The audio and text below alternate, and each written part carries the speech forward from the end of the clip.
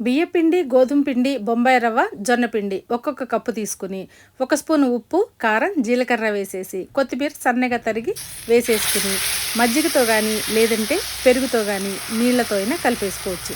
ఒక్క 10 నిమిషాలు పక్కనుంచేసి ఇంకా పెనం వేడి చేసి దోశ పోసేసుకోవటమేనండి. భలే ఈజీగా ఉంటుంది ఈ రెసిపీ. టేస్ట్‌లో మాత్రం అద్భుతం అనమాట. ఎన్ని దోసలైనా ఈజీగా వేసేయచ్చండి. ఎంతమందికైనా ఎన్ని దోసలైనా ఈజీగా చకచక వేసేసేయచ్చనమాట.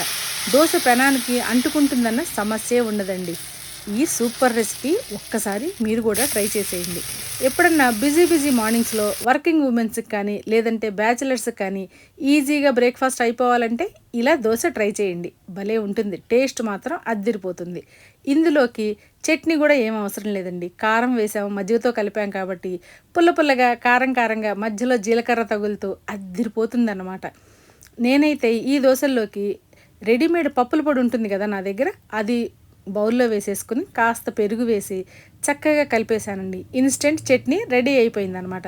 ఈ పప్పుల పొడి రెసిపీ నేను పైన లింక్ ఇస్తాను, మీరు ఒకసారి చూసేసి ట్రై చేయండి.